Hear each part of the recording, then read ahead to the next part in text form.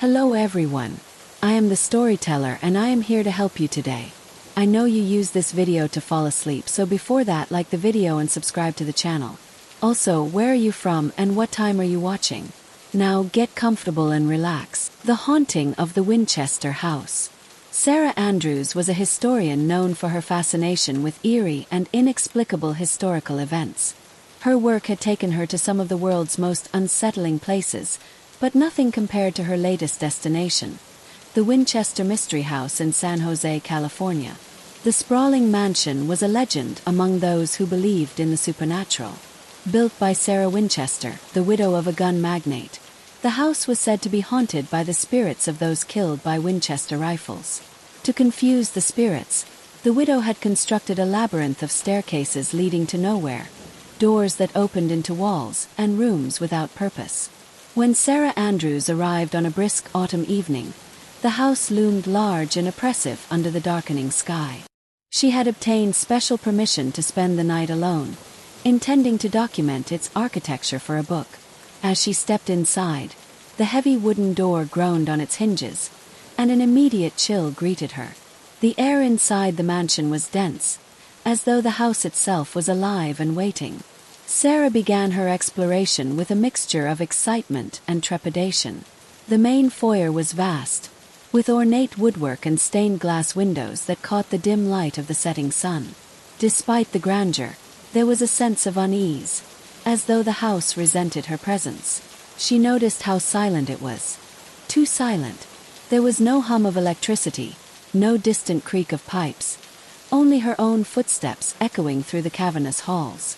As the night wore on, Sarah unpacked her equipment, setting up cameras and voice recorders in various rooms. She wanted to capture any anomalies, though she didn't entirely believe in ghosts. To her, the stories were fascinating folklore, a glimpse into the fears and superstitions of the past. It was close to midnight when the first strange occurrence happened.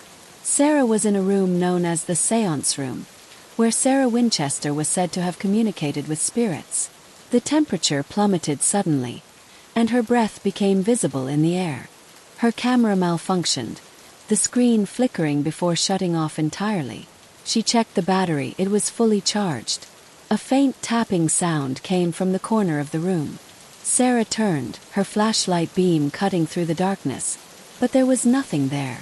Dismissing the sound as the house settling, she moved on. Yet, as she walked through the twisting corridors, the sense of being watched became overwhelming. She glanced over her shoulder repeatedly, only to find empty hallways stretching behind her. The house seemed to shift around her, its disorienting design playing tricks on her mind. She found herself doubling back to the same rooms, even though she was certain she had taken a different route.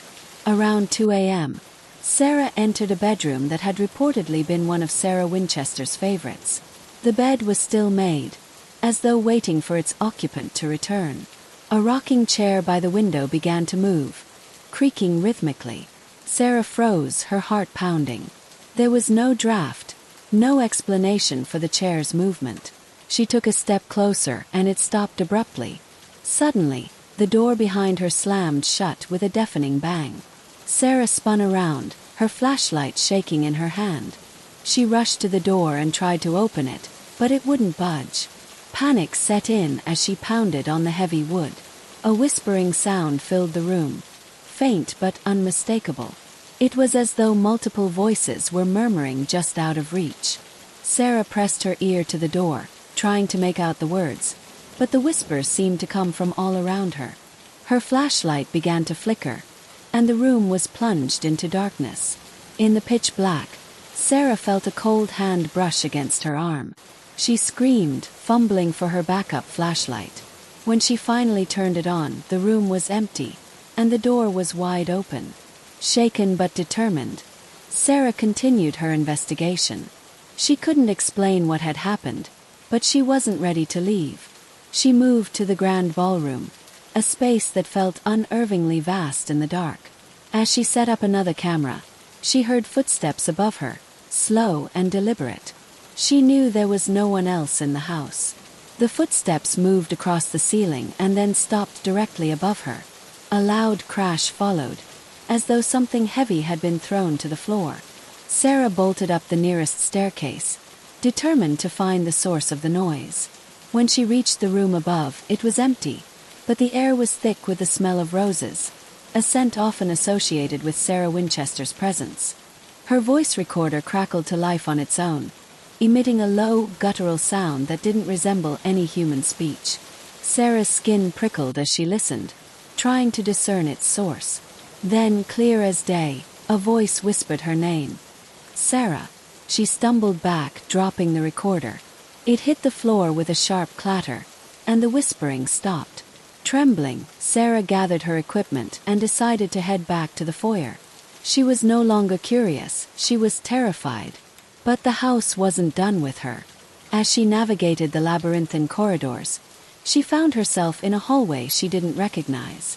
The wallpaper was faded and peeling, and the air was damp and heavy.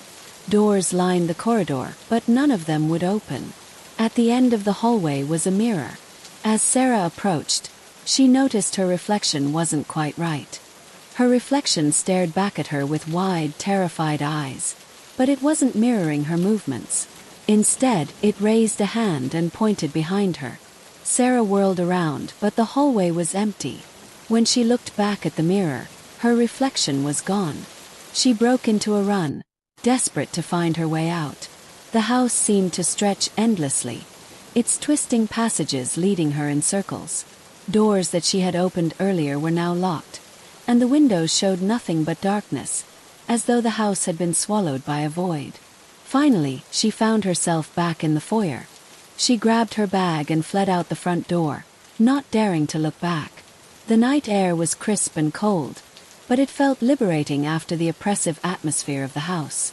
Sarah never spoke publicly about what she experienced that night. Her footage was corrupted, her recordings filled with static and faint whispers. She abandoned her book project and avoided all mention of the Winchester Mystery House. Years later, when asked about the incident by a close friend, Sarah simply said, "Some places are meant to be left alone." And to this day, the Winchester Mystery House remains a place of mystery and fear, its spirits restless and its secrets untold. Second story. The Shadows of Ravenwood Manor. Ravenwood Manor had stood on the outskirts of the small New England town of Ashwick for over 150 years. It was an imposing mansion, its once grand facade now cloaked in ivy and decay. For decades, the house had been abandoned, yet stories of its sinister past lingered like a dark cloud over the town. It was said that the house claimed the souls of those who dared to enter, and locals avoided it at all costs. In 1994, an adventurous journalist named Emma Carter arrived in Ashwick, determined to uncover the truth behind the legends. Emma had a reputation for debunking myths, and she saw the manor as just another opportunity to expose superstition. Armed with a camera, a voice recorder, and a notebook, she convinced a reluctant real estate agent to give her the keys to Ravenwood Manor. From the moment Emma stepped inside, she felt the weight of the house's oppressive atmosphere. The air was heavy, the silence almost deafening. Dust covered every surface, and cobwebs draped the ornate chandeliers like shrouds. The grand staircase, once the centerpiece of the mansion, creaked under her weight as she ascended to the second floor. Her first night in the manor was eerily uneventful. She documented the house's architecture, dismissing the strange cold spots and occasional faint whispers as her imagination playing tricks on her. But as the hours passed, the house began to reveal its true nature. At midnight, Emma heard the faint sound of music coming from the ballroom. It was a haunting melody, as if someone were playing an old piano. She followed the sound, her flashlight cutting through the darkness. When she reached the ballroom, it was empty. The grand piano in the corner was covered in dust, its keys untouched for decades. But the music persisted, echoing through the room. Her voice recorder, which she had left running on a nearby table, picked up a chilling whisper. "You shouldn't have come." Determined to stay rational, Emma brushed off the incident and continued her exploration. But the disturbances grew more intense. Doors slammed shut on their own, and shadowy figures darted across her peripheral vision. One night, as she reviewed her footage, She noticed something that made her blood run cold. In the reflection of a mirror in the hallway, she saw a figure standing behind her, a woman in a long, tattered dress with hollow eyes and a twisted grin. But when she turned around, the hallway was empty. Emma began researching the house's history, uncovering a series of tragic events tied to the mansion. In the late 1800s, the house had been owned by a wealthy but reclusive family, the Ravenswoods. The patriarch, Elias Ravenswood, was a man obsessed with the occult.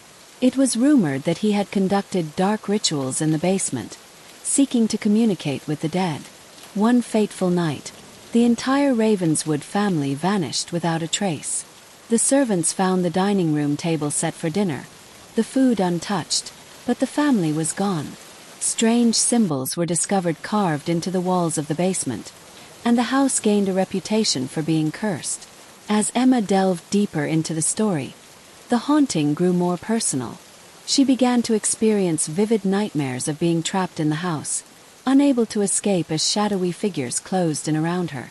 She woke each morning feeling more exhausted, her energy drained by the oppressive presence of the manor.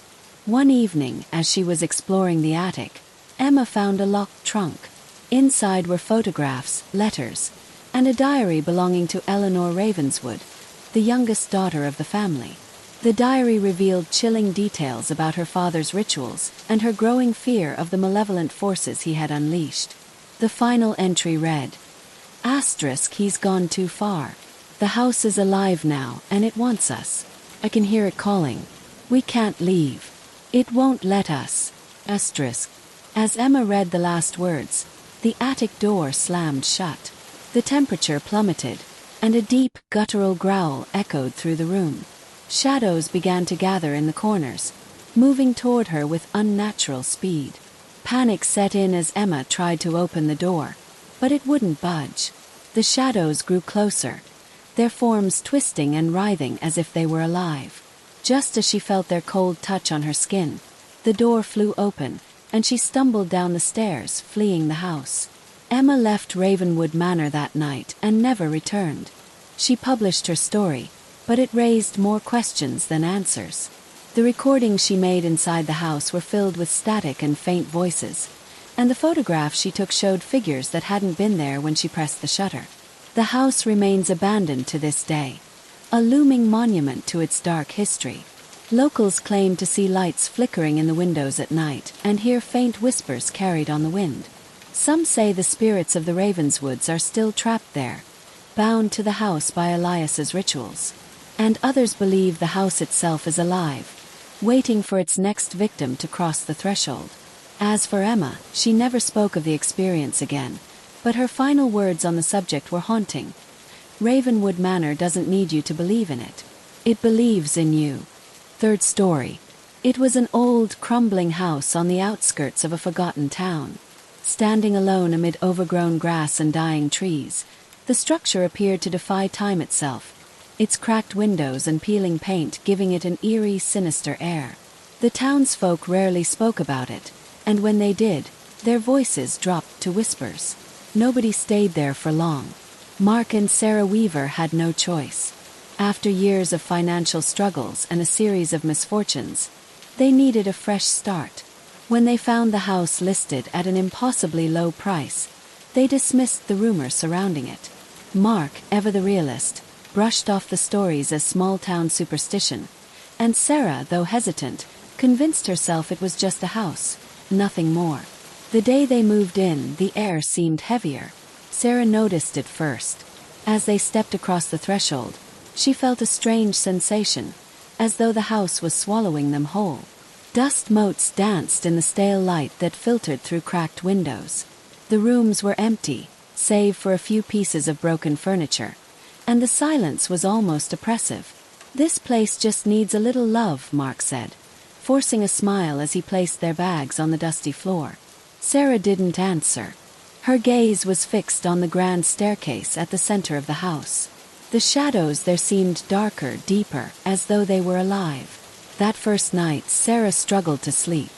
The house creaked and groaned, the wind rattled the old shutters, and the faint sound of something scratching echoed from the walls. She told herself it was the sound of an old house settling, but she couldn't shake the feeling that something or someone was watching.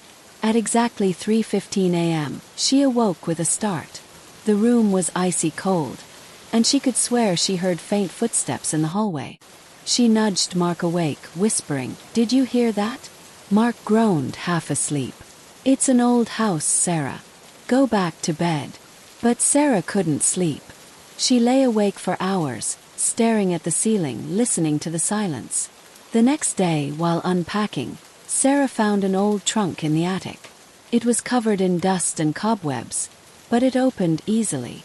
Inside were items that seemed to belong to a child: a wooden spinning top, a faded teddy bear, and a porcelain doll with cracked skin and glassy eyes. The doll's face unnerved Sarah. Its painted smile looked wrong, almost cruel. She placed it back in the trunk and left the attic, hoping to forget about it. But the house didn't let her forget. That night, the footsteps returned. This time Mark heard them too.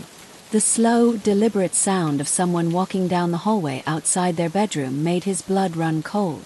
Grabbing a flashlight, he opened the door and shone the beam into the hall. There was nothing there. "Probably the wind," he muttered, though his voice betrayed his unease. Sarah didn't respond. She was staring at the end of the hallway, where she swore she saw a shadow move. In the following days, the strange occurrences intensified. Doors that were closed would be found open. Objects moved on their own.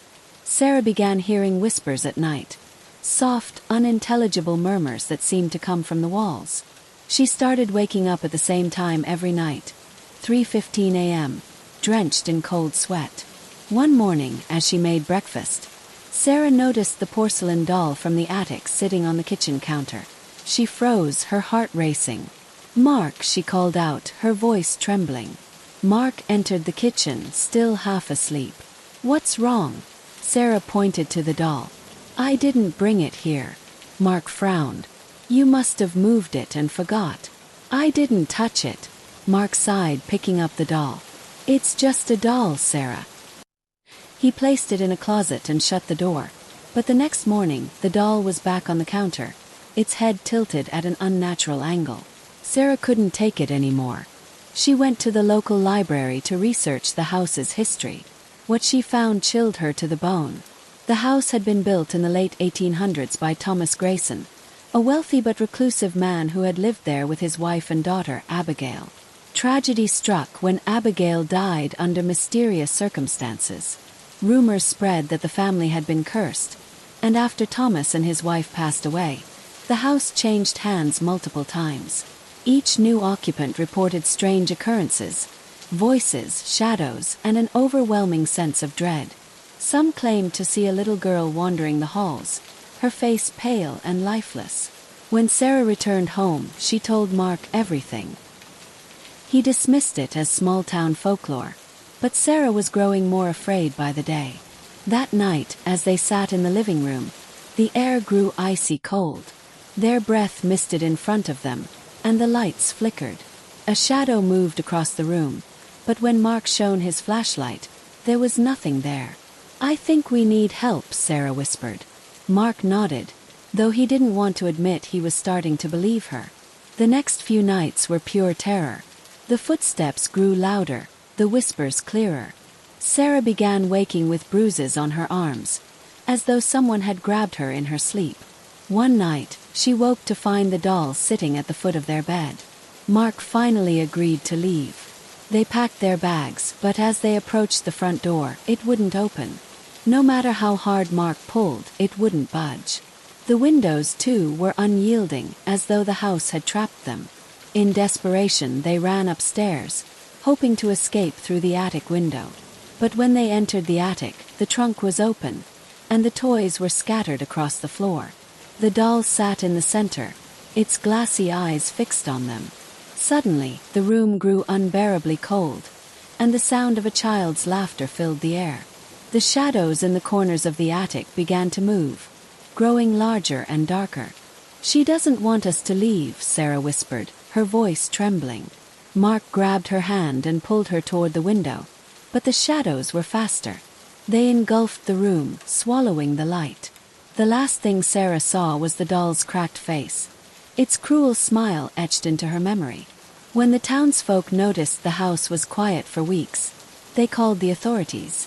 Inside, there was no sign of Mark or Sarah. Only the doll, sitting in the living room, staring at the front door. To this day, the house remains abandoned, but those who pass by claim to hear faint laughter and see shadows moving in the windows. The house waits, patient and hungry, for its next victims. Would you like me to add further details or expand specific scenes?